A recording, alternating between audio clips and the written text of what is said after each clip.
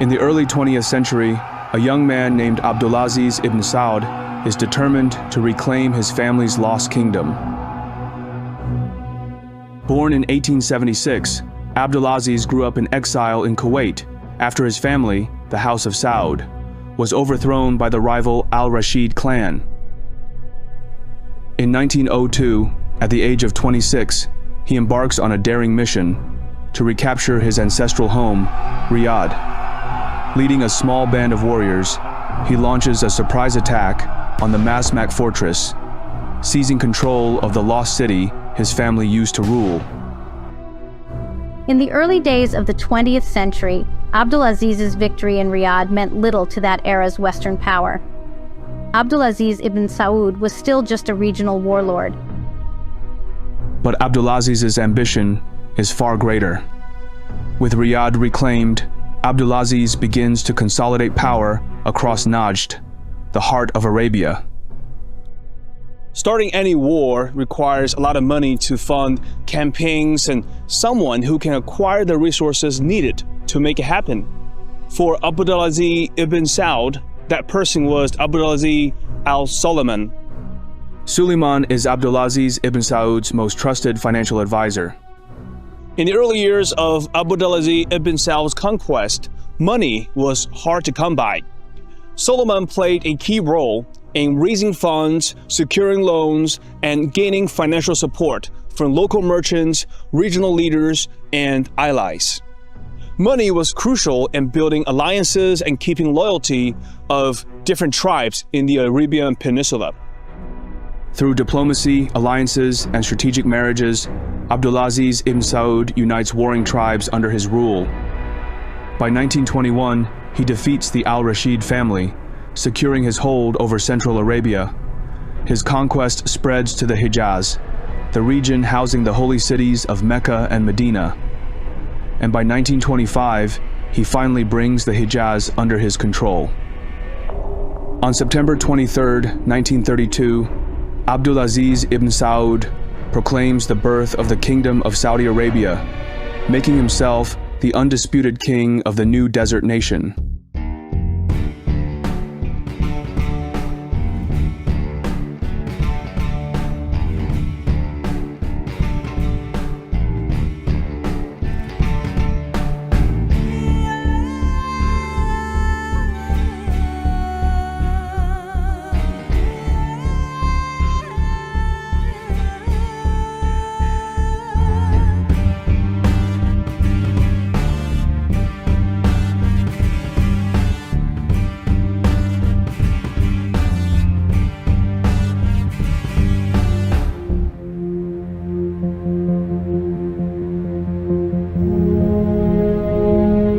Abdulaziz ibn Saud succeeded in uniting the tribes and founding the Kingdom of Saudi Arabia, the newly formed nation remains impoverished, with limited infrastructure and resources. Despite his military and political victories, the country's vast desert landscape offers little in the way of economic prosperity, leaving it dependent on meager trade and subsistence agriculture. Even though he ruled an area just larger than Alaska, in 1932, Abdulaziz's capital city of Riyadh still looked much as it had for 100 years. The Saudi kingdom desperately needed cash. But a monumental discovery is on the horizon, one that would transform Saudi Arabia's fate. And it would come from a surprising source, deep beneath its sands, uncovered by American hands.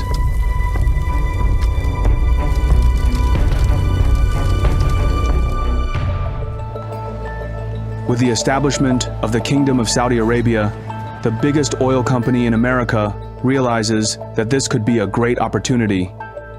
Standard Oil of California immediately sends a team of geologists to Saudi Arabia and its neighbor Bahrain, hoping to find oil in the barren deserts of the Arabian Gulf. It is an endeavor many deem to be far-fetched. The effort is led by a man named Fred Davies, a geologist working for Standard Oil of California.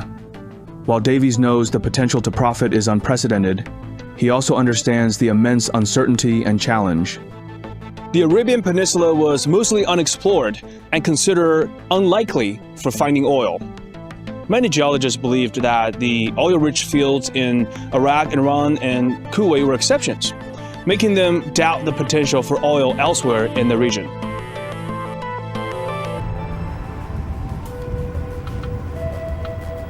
Davies finds an island kingdom in the Arabian Gulf, one he deems to be more promising than other regions: Bahrain. But the problem is, many explorers and experts have already scoured Bahrain, and they all failed to find any oil. In 1931, Davies and his team set foot on the hot and dusty island, beginning their 2-year grueling journey in the midst of intense heat and with rudimentary equipment. But in June 1932, everything changes. At a depth of over 2,000 feet, the ground finally gives way to what they had been searching for: oil. The Jebel Dukhan well, also known as Well Number 1, becomes the first productive oil well in the region. And its monumental discovery bodes well for its neighbor, Saudi Arabia. After the discovery of oil in the Jebel Dukhan well in Bahrain, Standard Oil immediately realizes that Saudi Arabia could be brimming with oil beneath its surface. So the discovery of oil in the area led Standard Oil to believe that Saudi Arabia might also have oil. The company swiftly initiates negotiations for a concession agreement with the Saudi government. SoCal, through its subsidiary, the California Arabian Standard Oil Company, is granted the right to explore the Saudi sands for oil. But it will take SoCal another 5 years of, after many challenges, including logistical difficulties and the harsh desert environment, before finally find a viable well. The turning point comes with the drilling of Dammam Well Number 7, affectionately known as Prosperity Well. This well finally strikes oil in commercial quantities in March 1938. Within 5 years, the California Arabian Standard Oil Company will have a new name: Aramco.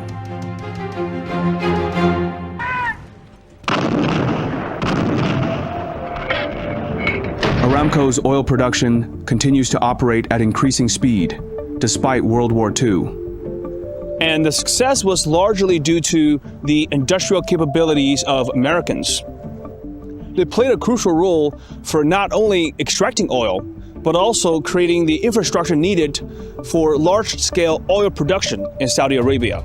With Aramco's massive success, Saudi Arabia's wealth skyrockets, especially for the royal family. In the golden glow of newfound riches, King Abdulaziz ibn Saud summons his trusted ministers, envisioning a transformed realm where sand meets steel. American construction companies like Bechtel pour into the kingdom, securing government contracts to modernize Saudi Arabia's infrastructure. Colossal cranes rise against the Arabian sky, building highways and cities with American expertise. The wealth generated by oil is unprecedented, rapidly transforming the desert country into bustling centers of commerce and innovation. But beneath the shimmer of prosperity, unchecked indulgences begin to spiral, and whispers of unsustainable extravagance rise.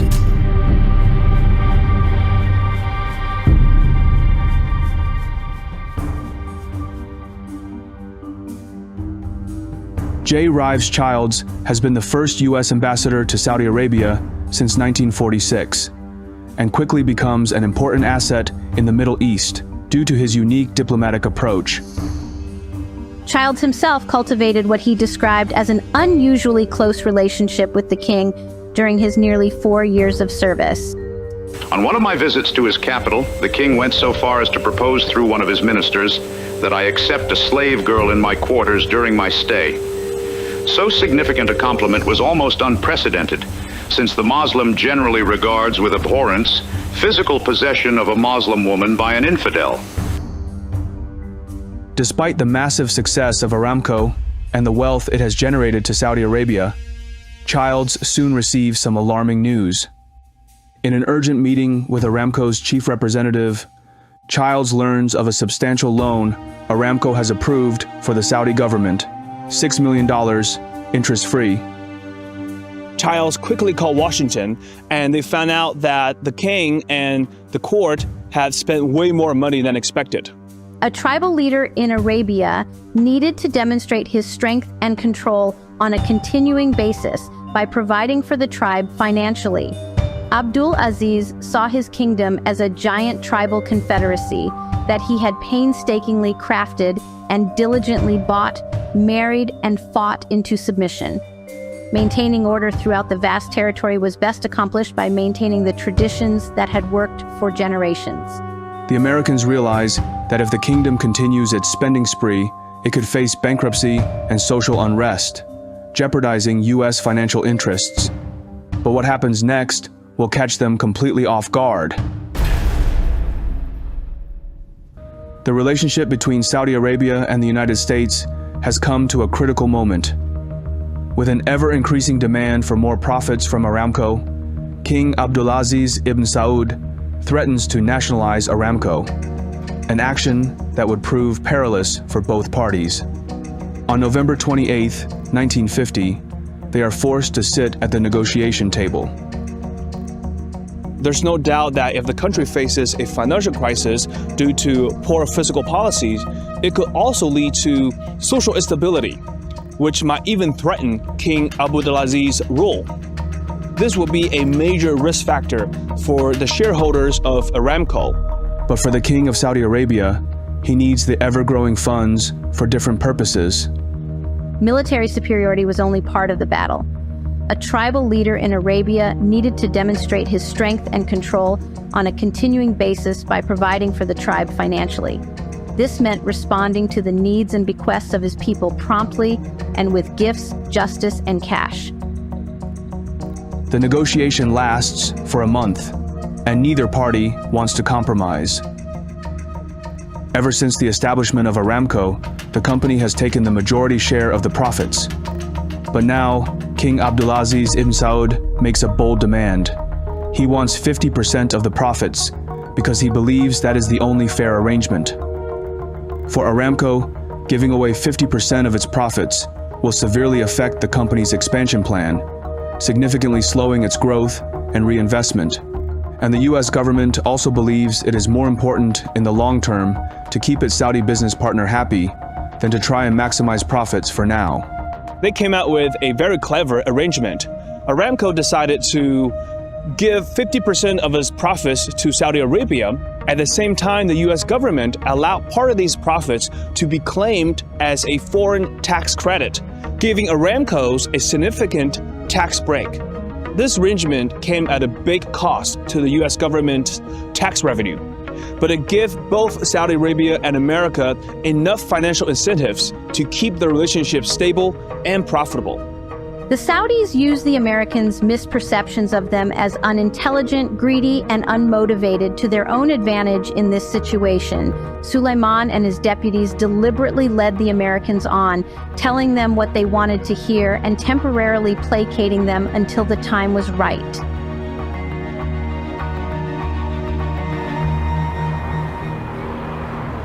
The Arabian-American Oil Company, whose great Saudi Arabian fields are among the most important in the world, has agreed to share its profits half and half with the Saudi Arabian government, company officials disclosed here today. While securing an advantageous 50/50 profit-sharing agreement with the kingdom seemed like a resolution, Saudi Arabia makes yet another shocking demand.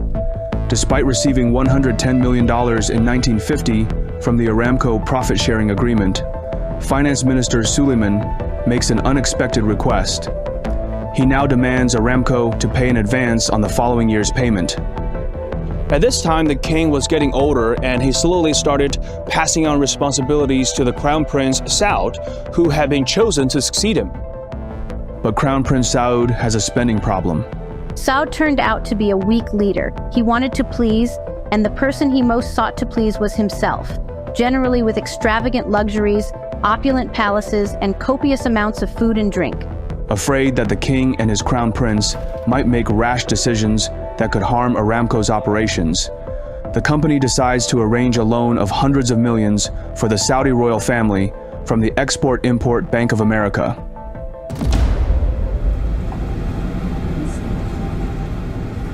In 1953, at the age of 78, King Abdulaziz faces a decline in his health. The king's health had been declining for several years. His eyesight had dimmed and his circulation had grown so poor he needed to wear thick socks to keep his feet warm. An injury to his back that he had suffered during his early years of conquest made walking difficult, and he was plagued by arthritis. He had become less and less involved in state business and preferred to sit in his palace, drinking hot coffee and reminiscing. More troubling than his health problems is the uncertainty of succession, choosing the next king to rule Saudi Arabia. Although the king had confirmed that his eldest living son, Saud, as crown prince, there was still a lot of uncertainty and disagreement. Many groups, like the powerful ulama and some members of the royal family, had not fully committed supporting Saud at that time. To make matters more complicated, King Abdulaziz's second son, Faisal, introduces yet another layer of unpredictability. He sees weakness in his brother, and that he will crumble under the weight of the crown. Prince Faisal, second in line for the crown, headed the Saudi delegation.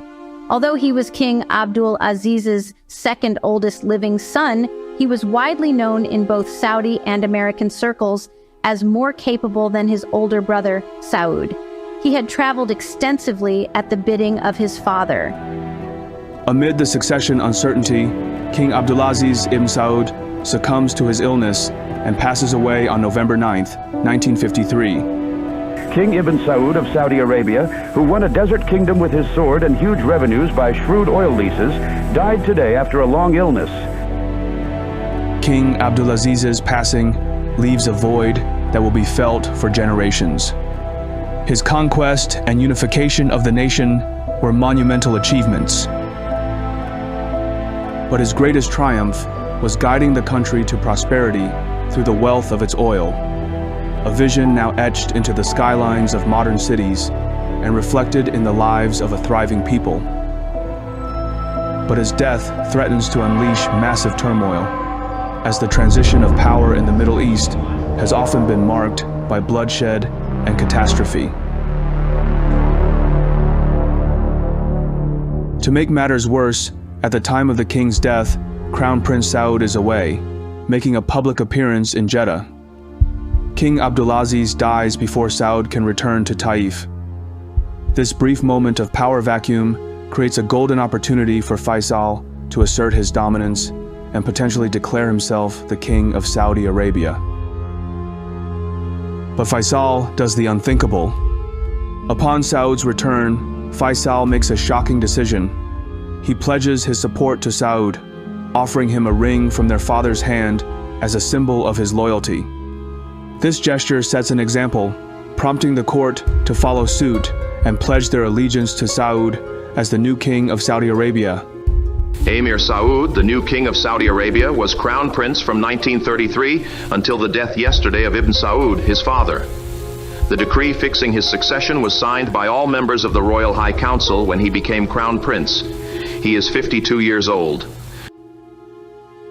Faisal has missed the opportunity to take charge. He soon realizes the grave mistake he has just made.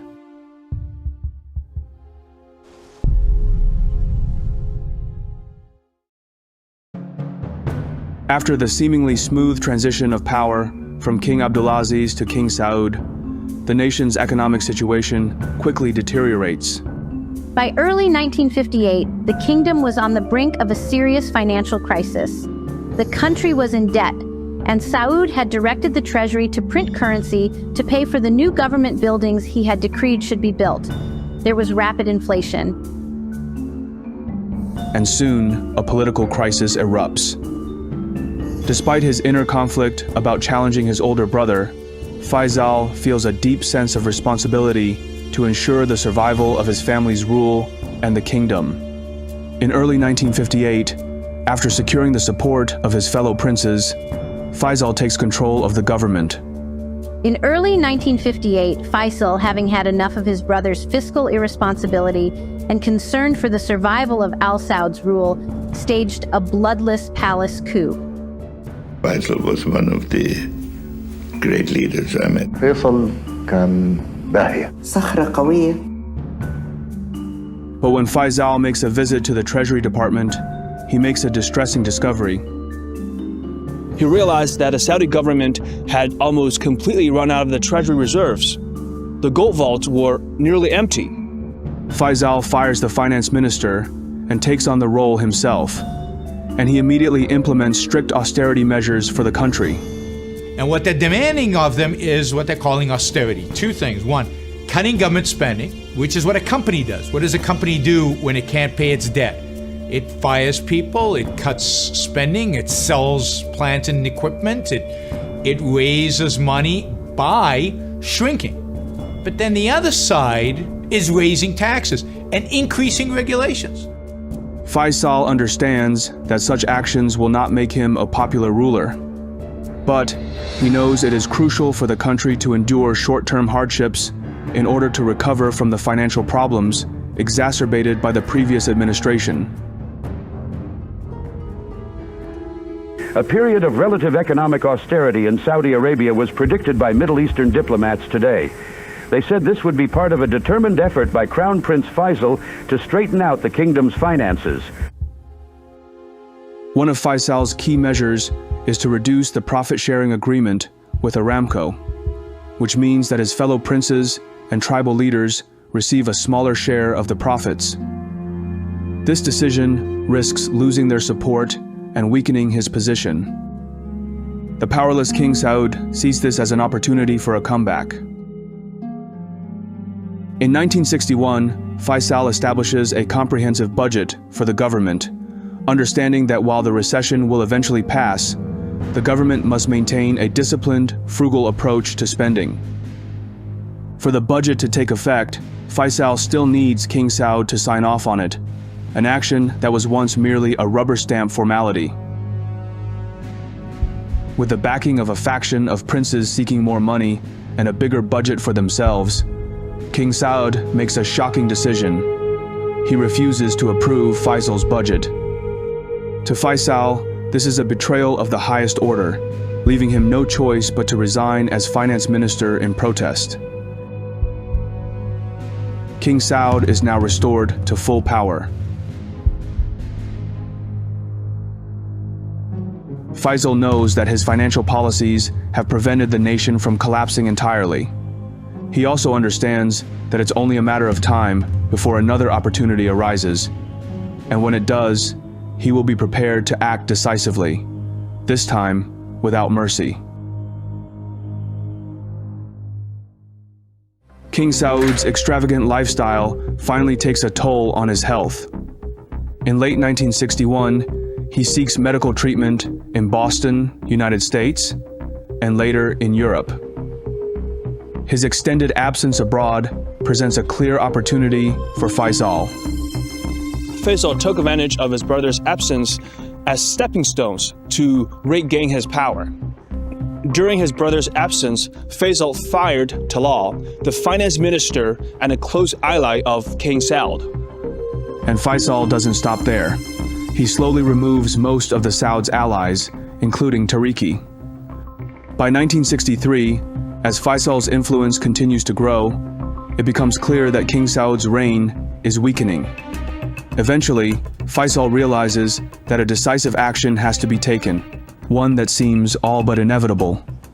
The long struggle for power between King Saud and Crown Prince Faisal of Saudi Arabia is over, and Prince Faisal is in complete control, sources close to royal family said here today. To solidify his rule, Faisal exiles his brother King Saud, ensuring he can never regain power. With his position secure, Faisal can now focus on implementing his vision for the country, and he needs someone with the experience and skill to help bring that vision to life.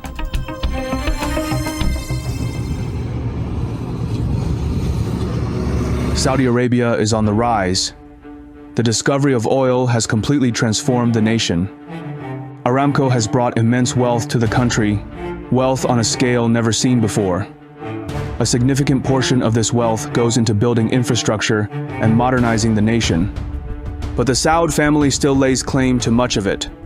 And when King Abdulaziz ibn Saud passes away, his eldest son, Saud, proves to be ineffective and overly extravagant.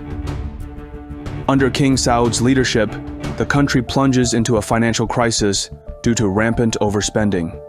Faisal, Saud's brother, steps in and, through intense political maneuvering, eventually ousts King Saud, becoming the undisputed ruler of Saudi Arabia.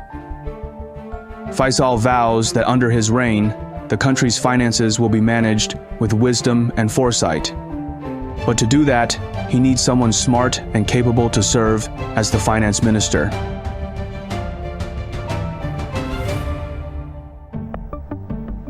The man who will help Faisal transform Saudi Arabia's financial empire has a prestigious educational background. Zaki Yamani came from a respected family of Islamic legal scholars and later earned degrees from New York University and Harvard Law School.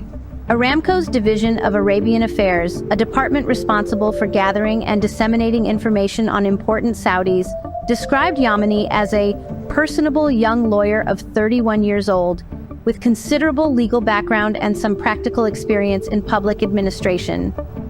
In Jeddah, he built a reputation as a skilled lawyer and became an influential figure as a newspaper columnist.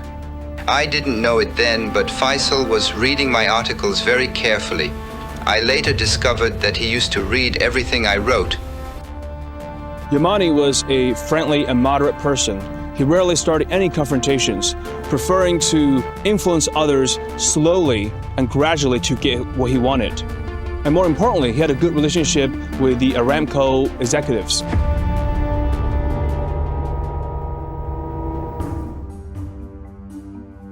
For Yamani, his role as finance minister comes with immense responsibility and high expectations.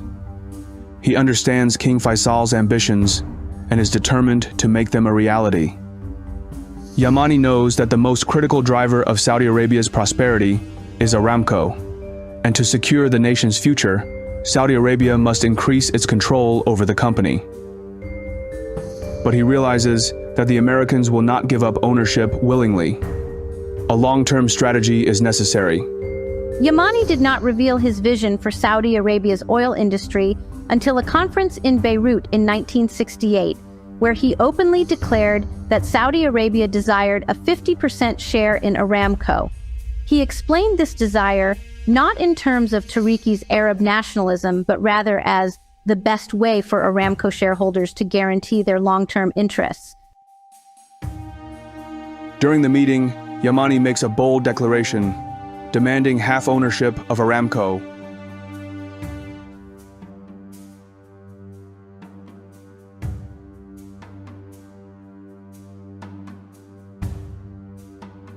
This is when Yamani's patience and skill really stood out. Yamani and King Faisal were both very patient. They decided not to push too hard and instead choose to wait and come up with a plan to gradually take control of Aramco.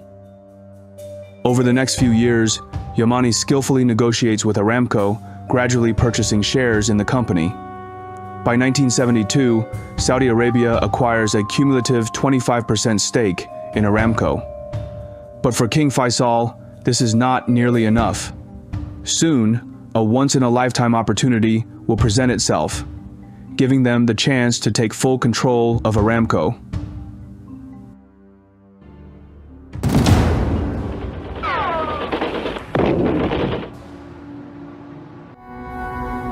Good evening. The Middle East War produced developments all over the world today. The oil-producing countries of the Arab world decided to use their oil as a political weapon. They will reduce oil production by 5% a month until the Israelis withdraw from occupied territories. If the Arab countries keep that pledge, it would reduce their production by almost 50% in 1 year. In October 1973, as the Yom Kippur War erupts between Israel and a coalition of Arab states, the global stage is set for a massive economic shock.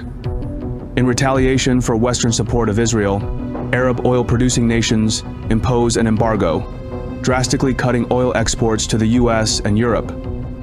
Oil prices quadruple overnight, leading to fuel shortages, long lines at gas stations, and inflation across the West. Despite initial hesitation, Saudi Arabia joins the embargo, resulting in significant production cuts and sending oil prices soaring. Although Saudi Arabia didn't own more than 50% of Aramco at the time, the kingdom still controlled the amount of oil exports, forcing Aramco to cut production and raise prices. Saudi Arabia leverages its sovereign authority to dictate the amount of oil exported, effectively compelling Aramco to comply with these production cuts. The rapid rise in oil prices during the embargo brings Saudi Arabia enormous financial gains and demonstrates the kingdom's growing control over its oil industry by 1974. Using this newfound leverage, Yamani finally persuades the American owners of Aramco to sell more shares to Saudi Arabia. By the end of 1974, Saudi Arabia secures control of 70% of Aramco, effectively taking over the company. For Yamani, it is a monumental achievement in his career. He is confident that under Faisal's leadership, Aramco will remain the driving force behind the nation's continued prosperity. For Faisal, owning Aramco means wielding influence on a global scale that his father could never have dreamed of. Controlling a significant share of the world's oil production positions Saudi Arabia as one of the most powerful players on the world stage. But Faisal has no idea what fate awaits him next. Zaki Yamani is a master strategist. As a businessman and diplomat, Yamani mastered the art of the game. He successfully leveraged negotiation, strategic deterrence, and asymmetric information to his advantage, outsmarting his American counterparts. To navigate today's world and its complexity, one must act and think more rationally. Brilliant.org is a fantastic place to start learning data-driven methods, strategy puzzles, and logic. It is a platform where learning is active, featuring thousands of interactive lessons in math, data analysis, programming, and AI. Great number of successful businessmen and financiers tend to think of the world as a game, and therefore they have a better grasp of how the world works. Brilliant's logical reasoning and data analysis courses lay a solid foundation for understanding how to navigate strategic interactions and decision-making processes. Each lesson is filled with hands-on problem solving that lets you interact with concepts, a method proven to be 6 times more effective than watching lecture videos. To try everything Brilliant has to offer for free for 30 days, visit brilliant.org/Phineas or click the link in the description. You will also get a 20% off an annual premium subscription. On a warm day in March 1975, the Royal Palace in Riyadh bustles with activity as citizens and dignitaries gather for their regular audience with King Faisal. He is now a revered ruler for his wisdom and dedication to modernizing Saudi Arabia. Among the crowd that day is the king's nephew, Prince Faisal bin Musaid, who approaches the king for what appears to be a routine greeting. The two share a brief moment, a gesture of familiarity. Prince Faisal bin Musaid moves closer and, in a sudden and shocking moment, pulls out a pistol. 2 shots ring out, shattering the quiet reverence of the gathering. The bullets strike King Faisal in the head, and the crowd erupts into chaos. Gravely wounded, the king is rushed to the hospital as frantic efforts are made to save his life. Despite the doctor's best attempts, King Faisal succumbs to his injuries, leaving the nation in mourning and the world in shock. The assassination of King Faisal of Saudi Arabia was recorded on television news film that shows him bending forward to be kissed by the man who shot him. The Cairo newspaper Al Akbar reported today. Many people believed that it was linked to the death of Prince Khalid bin Musaid, the assassin's brother, who was killed by Saudi security forces during a protest in 1966. Many believe that Prince Faisal was mentally unstable. The royal family, stunned by the assassination of their beloved monarch, swiftly takes action. Prince Faisal bin Musaid is arrested, tried, and later executed by beheading for his crime.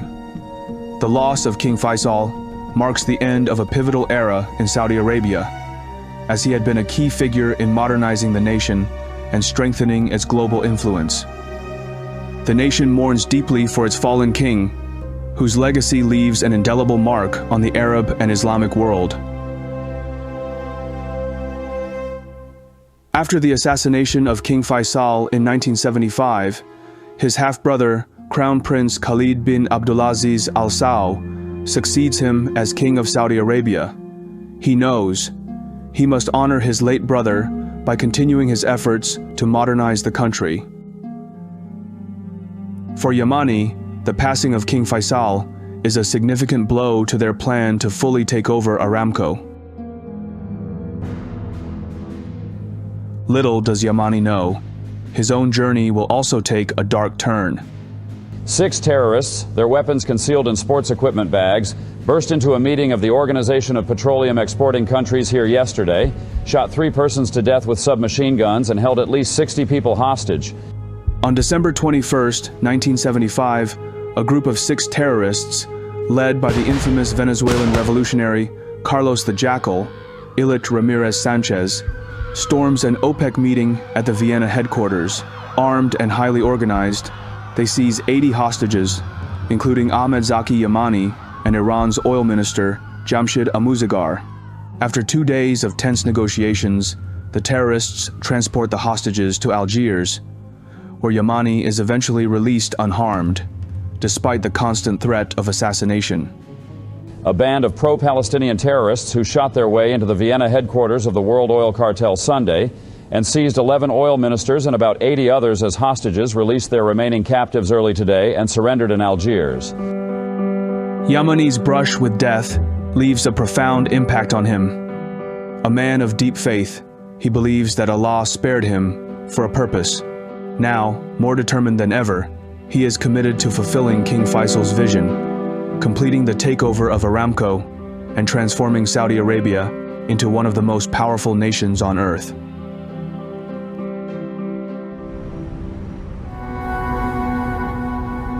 By 1976, Yamani finally convinces Aramco to sell 100% of its shares, but at a hefty price of $2 billion. The Arabian-American Oil Company announced yesterday that a general accord had been reached on major issues involving the total takeover of the company by the Saudi Arabian government.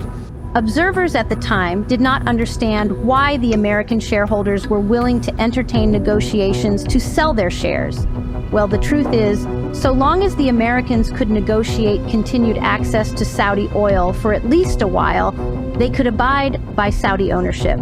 In fact, it is known that one of the points of contention during the various stock purchase negotiations of the 1970s was the contractual guarantee of oil to these companies. Why were the Americans so willing to sell? It's so simple. The price was just too good. The achievement was largely due to Yamani's strategic use of patience and subtle intimidation. By 1980, the transfer of full ownership is complete, and Aramco is now entirely owned by Saudi Arabia. Saudi Arabia's full ownership of Aramco in 1980 significantly boosts its geopolitical influence and economic power. Controlling the world's largest oil company allows Saudi Arabia to dominate OPEC, stabilize global oil markets, and wield energy as a diplomatic tool. It also secures 100% of Aramco's profits, funding national infrastructure and modernization projects. But there was a growing skepticism about whether the kingdom could run the company as effectively as the Americans had. If the country can't manage and run the oil company as effectively as the Americans, Aramco may face declining revenues and strained international partnerships. As a result, Saudi Arabia's global influence could be significantly diminished. At the time of the buyout, Frank Youngers, a U.S. citizen, remains CEO, and the Saudi government decides to keep him in place to ensure stable operations until a suitable Saudi candidate is found. One of the great strengths of the Saudi government was their patience. Even after taking over the company, they weren't in any hurry to replace the employees with the Saudi citizens. They even allowed the American CEO to keep his job while they took their time finding a qualified Saudi citizen to lead the company. By 1988, that person is Ali Al-Naimi.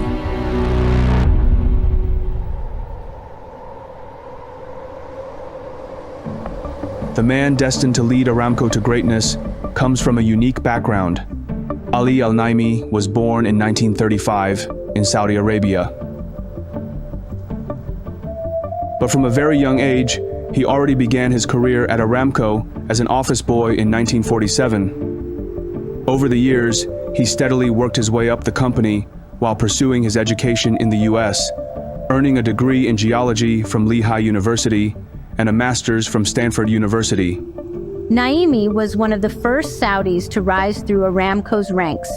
He had been executive vice president and was the natural choice to serve as the company's first Saudi CEO. As the new CEO, Naimi focuses on increasing Saudi Arabia's oil production capacity to meet rising global demand and position the country also as the king of oil. And he also begins executing a crucial step of the plan: make Aramco fully Saudi Arabian. Naimi begins training local talent and steadily increasing the number of Saudi Arabian employees and executives. Throughout the 1990s, Aramco's power and influence grow, and Saudi Arabia emerges on the global stage as a force to be reckoned with. But neither Naimi nor Saudi Arabia could anticipate a quiet revolution brewing in the background, one that is poised to challenge their dominance like never before.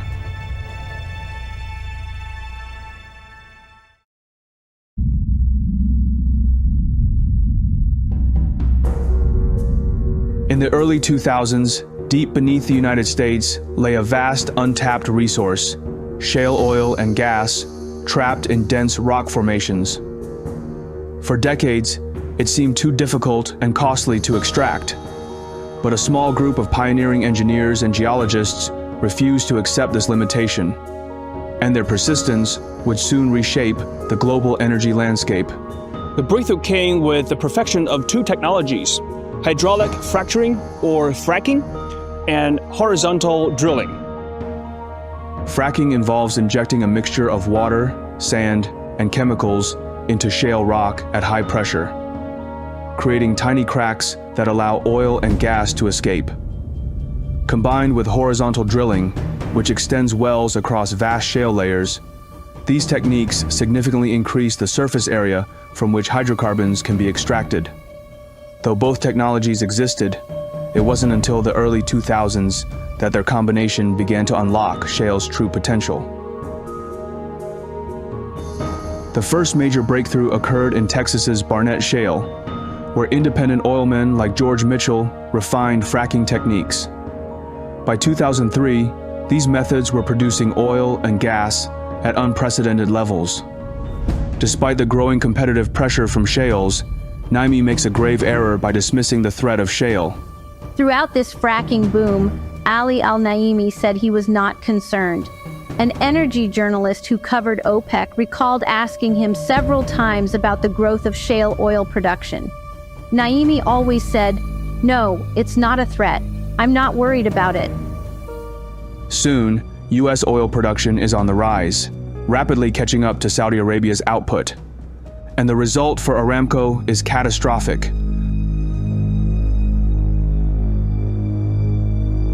The sudden surge in U.S. production leads to an oil glut, and by 2014, oil prices collapse, dropping from over $100 per barrel to below $50. This price drop shakes the global oil market, severely impacting major producers like Saudi Arabia, Russia, and other OPEC countries. Saudi Arabia, long the world's oil superpower, faces competition it hadn't anticipated. In response, it maintains high production levels in an effort to drive out higher-cost shale producers. But U.S. shale proves more resilient than expected, quickly adapting to the lower prices. Take a look at this. The S&P Energy Index, again, is down 20% during that same time that we saw the recent peak in crude. That's June 20th. So prices of crude have fallen 24%, and now the S&P Energy Index has dropped by about 20% as well. Saudi Aramco was able to keep high production at a low cost during the shale revolution and also the 2014 oil crash was its position as a nationalized company with the full support of the government. This forced many other companies and countries out of the business. Aramco manages to survive thanks to its strength and resilience. By 2017, Aramco remains the largest oil producer in the world, accounting for roughly 10% of global oil production. But the shale revolution has shaken both the company and Saudi Arabia to their core. A new, charismatic ruler of Saudi Arabia decides that the time has come for a change.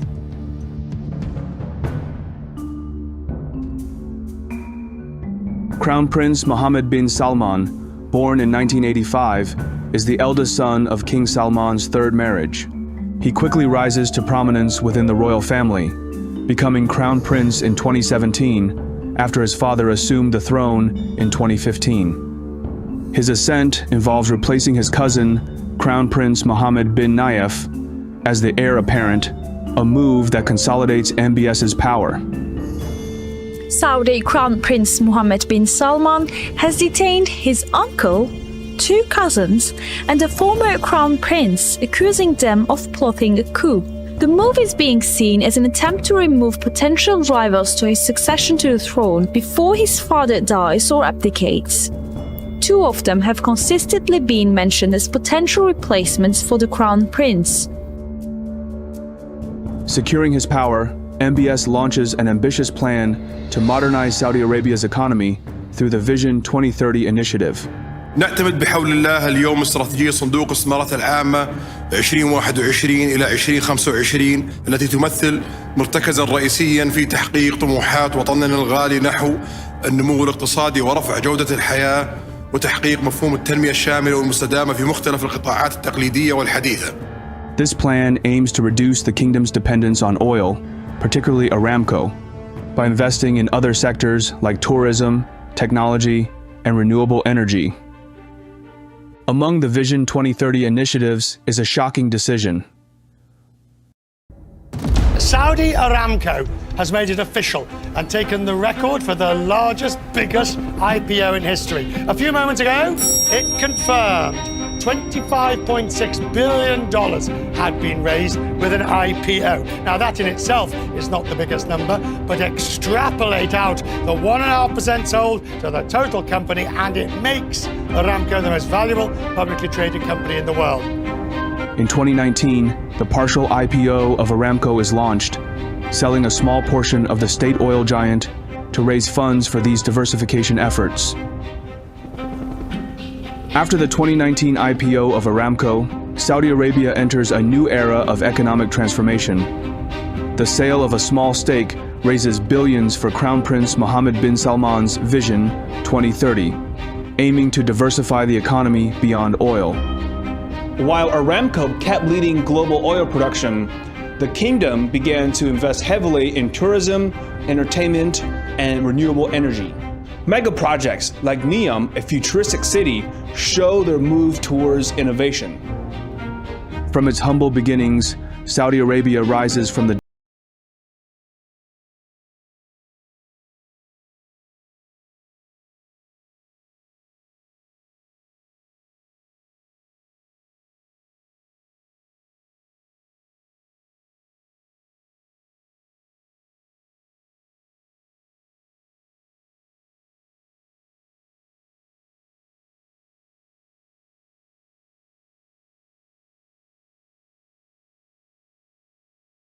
from poverty to power is a testament to its resilience and ambition, cementing its crucial role in shaping both the global economy and its own destiny.